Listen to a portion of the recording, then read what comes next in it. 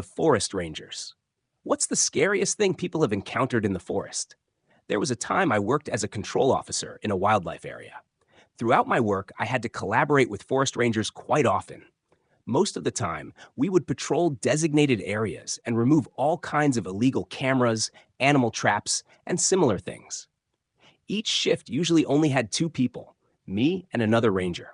One day, while on patrol, my colleague said he wasn't feeling well. We took a short break, but he didn't feel much better, so I decided to continue patrolling on my own and let my colleague return early.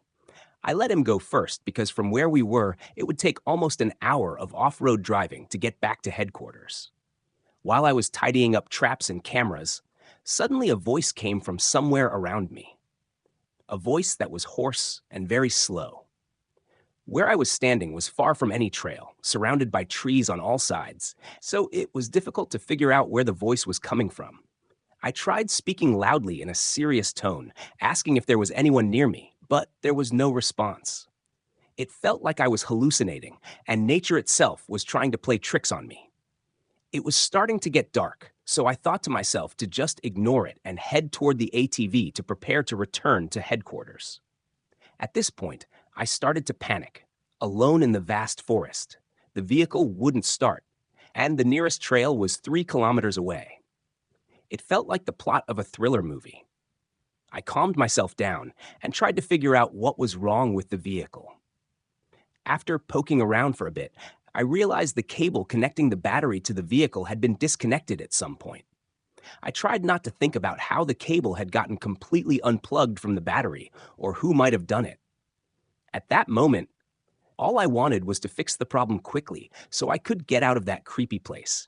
So I grabbed the cable and plugged it back into the battery terminal and tried starting the vehicle. To my surprise, the engine started right up, but it felt unstable and definitely off. I drove less than 1 kilometer before it completely died again, this time with no power at all. Luckily, by this point, I had left the no-signal area, and from where I was, I could use the radio again.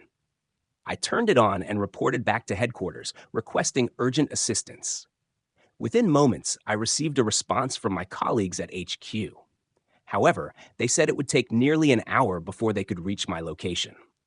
At this point, I remembered that my colleague had left before me. I asked the team at headquarters if he had returned yet, but they said they hadn't seen him. Strange. It was getting pitch dark, and while waiting for my colleagues to arrive, I started a small fire to ward off the cold and the eerie atmosphere of the forest. At this moment, I once again heard a voice echoing around me.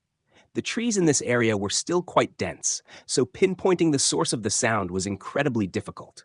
But this time, the voice was different. I listened carefully and realized there were more than one voice. It sounded like two people arguing fiercely.